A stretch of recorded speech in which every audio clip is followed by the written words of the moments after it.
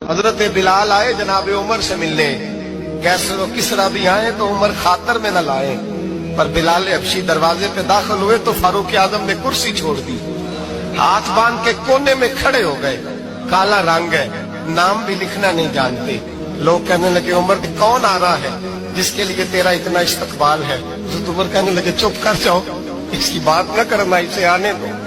حضرت سیدنا بلال آئے، کہنے لگے امیر المومنین کیا کر رہے ہو؟ فرمایا نہیں چپ کر یار، بازو پکڑا، اپنی کرسی پہ بٹھایا۔ حضرت بلال کہنے لگے حضور میں غلام ہوں، مجھے تو طریقے بھی نہیں آتے ان کرسیوں پہ بیٹھنے کے، میں تو غریب ماں کا بیٹا، غلام باپ کی اولاد، یہ آپ کیا کر رہے ہیں؟ حضرت عمر کہنے لگے بلال تھا تو غلام ہی، پر جب سے مصطفیٰ کا غلام بنا ہے تو ہمارا امام بن گیا ہے، اب تو امام ہے رسول اللہ کی امت کا۔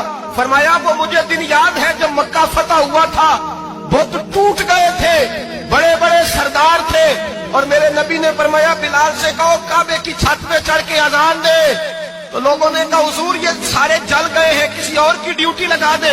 حضور نے فرمایا چپ کرو، بدر میں مار کھا کے اذان پڑے تو بلال، احد میں پتھر برسے اذان پڑے تو بلال، تپتے صحراؤں میں پڑے تو بلال، ہر جگہ مار کھائے تو بلال، اور آج اگر اللہ نے عزت دی ہے تو میں لوگوں کو دیکھ کے بلال کو عزت نہ دوں؟ فرمایا کوئی اوپر نہیں چڑھے گا، ابو بکر بھی نیچے، عمر بھی نیچے، عثمان و علی، طلحہ اور زبیر بھی نیچے۔ آج یہ حبشی غلام کعبے کی چھت پہ چڑھے گا اور میں دنیا کو بتاؤں گا کہ اصل عزت اسی کے پاس ہوتی ہے جو رسول اللہ